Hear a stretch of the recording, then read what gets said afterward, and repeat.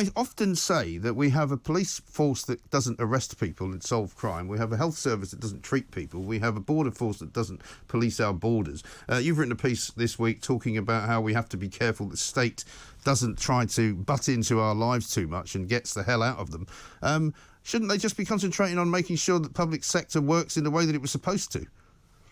Well, they should. I mean, the trouble is the police were put in this sort of awful position with COVID rules where they were, we've had this 2-year sort of experiment with Chinese-style authoritarianism where the state tries to control every last aspect of our lives. And it was sort of based on this sort of assumption that nobody ever behaved responsibly unless the law told them to, which of course is a load of rubbish. I mean, the government was sort of pushed into this by all this scientific modelling, which made the assumption that people would only respond to, legal sanctions and wouldn't behave responsibly. And, the opposite is true. It's demonstrably untrue. If you look at the day before the first lockdown began, tube journeys on that day had already dropped to 15% of their ordinary level because people had responded to the danger, changed their lifestyles. Yes, I think that's true.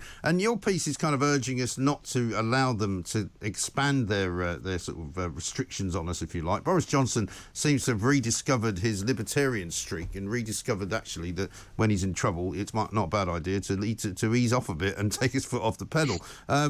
Do you think that we have seen the last of all of that then? Do you think that... I've keep calling for the sage maniacs to be sort of cast into the wilderness and never to be spoken to again, but I fear that that's not actually happened yet. Well, we don't know. I mean, it seems that the pandemic is sort of pretty well drawing to a close, but I mean, I wouldn't bet against it all erupting again in the future, and it'll be on climate change next, won't it? We'll be told what we can do and can't do. Well, that is a bit of a worry, isn't it? They're already trying to do that. Yeah, they'll have the state will get its hooks into us in that form as well, and we'll have police, stopping us if we're emitting using too much energy or something. Right. Well, I mean, they're already trying to drive us out of our cars, aren't they? And saying, oh, you should walk everywhere or you should cycle everywhere. I heard somebody the other day saying the car should absolutely be the transport of last resort, that you should never use it unless you absolutely have to. Well, yeah, there's been a war against cars for many years, hasn't there? I know, I'm all for, I walk a lot and I'm all for pedestrianisation and so on, but I'm not. The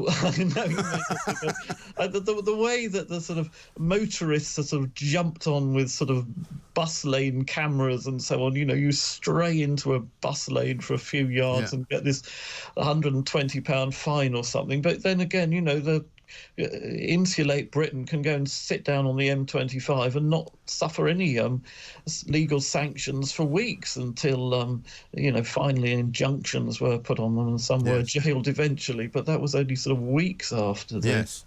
But do you not find that it's quite odd, Ross, that there are some people in our society who quite like being told what to do, who've quite sort of embraced all of this instruction-led life, where if you're not walking down the left-hand side of something, you get told that that's what you should be doing, or if you're not socially distancing. I mean, there are still people who don't get a lift with me because I'm not wearing a mask, and I'm going, that's okay, if you want to wait for the next one, go for it. But, it's very weird. Yeah, well, this pandemic has sort of uncovered this sort of taste for authoritarianism that we never knew we had. And it seems to me there is quite a sizable slice, not a majority, but there's a sizable slice of the British population who would be quite happy living in a Chinese-style society where the sort of state's hovering over them. And, of course, it also exposed the sort of native authoritarianism in some of the police and in some of authorities, a field day for Jobsworth. So they suddenly had all this power that control us in a way that they didn't have before. And it's sort of quite frightening that the speed at which we sort of found ourselves ascending. Absolutely. And clearly around the world it's the same story. I mean, all of these leaders have absolutely fully embraced their dictatorial side, haven't they? And they love the idea of telling you what to do and making sure that you can't do certain things on certain days. I mean, unbelievable what's going on in some parts of the Antipodes, New Zealand and Australia, and even in Spain now, and parts of Europe as well. Yeah, well, it's exposed the sort of character of country. I mean, we were a relatively liberal sort of regime throughout all this, but Spain locked up children indoors for about 6 weeks. They weren't allowed to go out to even for fresh air and exercise. Children were actually locked indoors.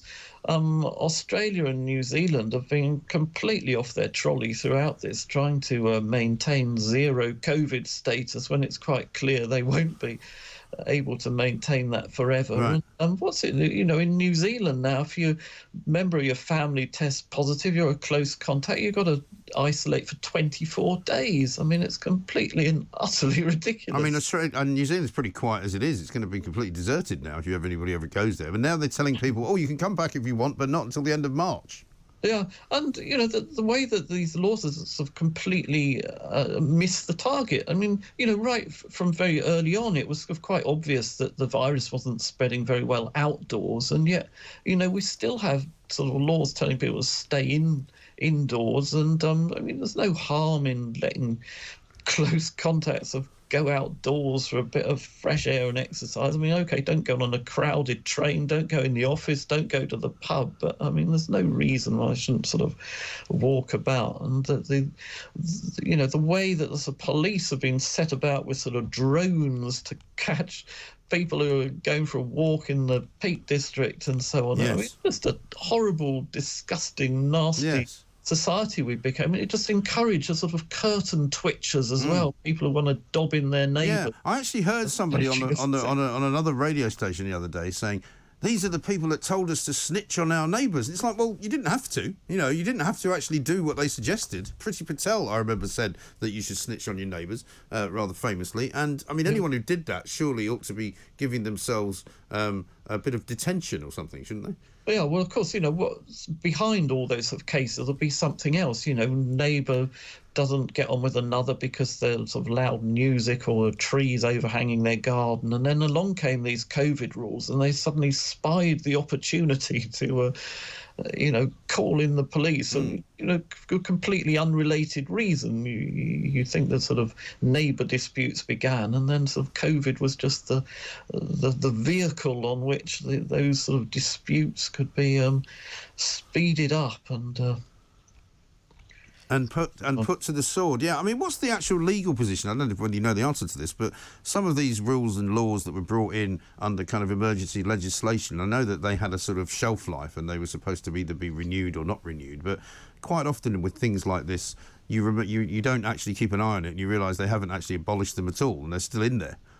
Yeah, well, this is it. I mean, the laws were changing every 5 minutes. It's just impossible to get on. We got into these bizarre philosophical debates as to whether a Scotch egg constituted a substantial meal, if you remember that. But I mean, the situation is that these the emergency laws, COVID laws, were sort of rolled over on a 6-monthly basis, and they are all due to expire on the 24th of March, a second anniversary of when they were put in.